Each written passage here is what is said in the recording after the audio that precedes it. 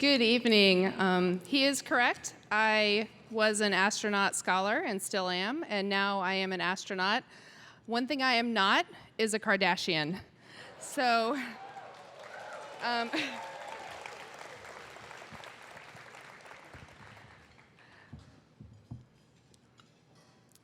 start by saying that once in my life, I have shared brunch with John Glenn. Once in my life, I have stood under a space shuttle orbiter as it was prepared for launch. Once in my life, I have shaken Sally Ride's hand.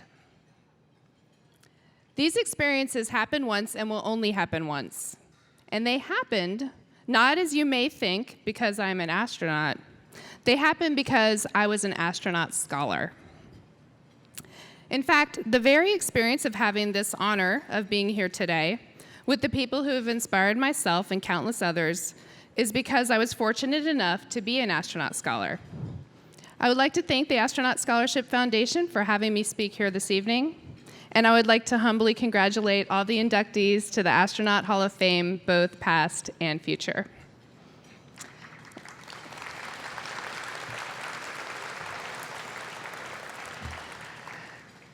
In preparing for this event, I enlisted the help of my mom. And after some photo album research, we determined that my family and I visited Kennedy Space Center in 1989. I was 10. My whole family, all 4 kids, saw the sights and did the tour. And for me, it was better than Disney World. Not just because this was the only place where my parents would actually let me get something from the gift shop. In fact, I came home with so many posters of space that my bedroom walls would never be the same. They were covered with images of my heroes and images of the space program. A small-town North Carolina girl's dream of becoming an astronaut finally had a face. Fast forward 10 years. Around 2000, when I was told that I would be nominated by North Carolina State University to receive the astronaut scholarship, I was honored beyond measure. I was excited. I was nervous. And I was ridiculously busy. I was in the third of what would be 5 years getting 3 degrees, a bachelor's in electrical engineering, bachelor's in physics, and master's in electrical engineering. I was juggling several jobs, the most glamorous of which was tutoring. And from there, the list went checking out videos at Blockbuster, administering practice MCAT exams, and working third shift stocking shelves at Kmart. Every extra hour I could afford to spend studying or going to club meetings was a windfall. It meant maybe another service event with Engineers Without Borders, maybe another photo that I took making it into the school paper, maybe another afternoon I would get to spend with my new baby sister. I'll never forget sitting down to one of my university computer labs to write my application statement. Knowing that it was sponsored by the very astronauts that I had been looking up to for years, I wanted it to be perfect. I remember writing the phrase, "It's the stars I'm after." Receiving that scholarship in 2000 was just the start. There was this bonus that I had no idea about back when I was just pinching myself to be writing an essay that these people would be reading. It turned out the Astronaut Scholarship Foundation hosted a weekend where scholars were invited to come to Kennedy. I would be meeting the heroes from the posters on my bedroom walls. I would not just have a family tour, but a VIP tour to the places that I held most sacred. And after that first trip, I felt closer to my dreams than ever. I returned to Kennedy Space Center in 2003 when the Astronaut Scholars Weekend had grown to include a technical presentation. I presented the work that I was doing at the time in an astrophysics instrumentation lab at NASA Goddard. And I learned about the other work of other astronaut scholars, and it was very impressive.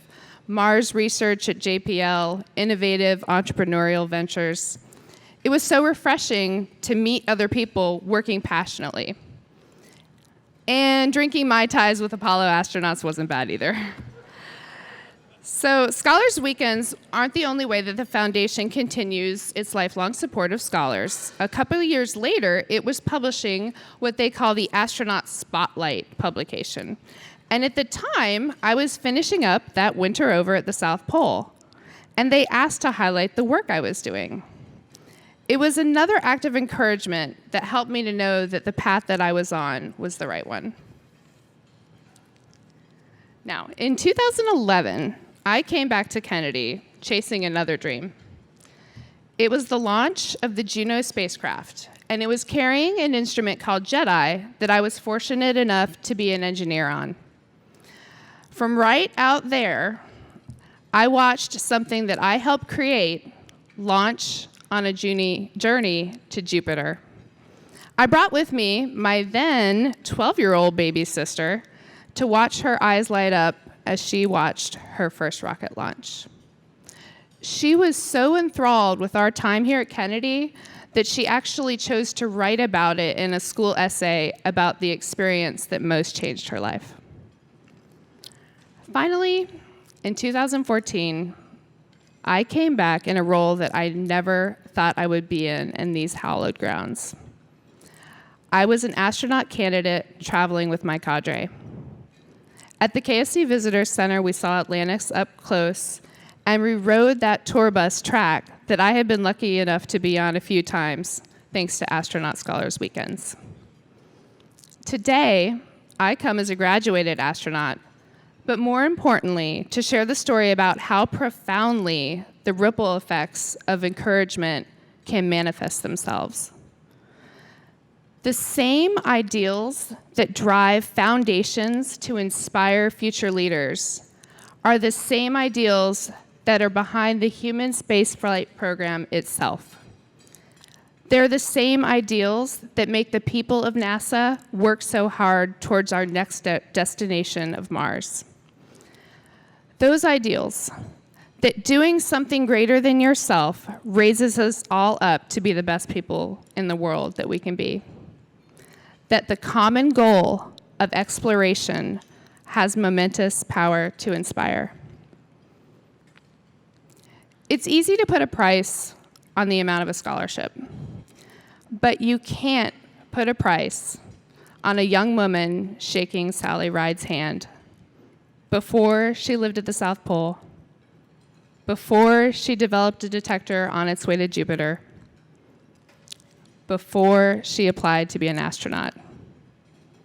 You can't put a price on seeing a rocket launch, and you can't put a price on encouragement from your most respected heroes. Thank you.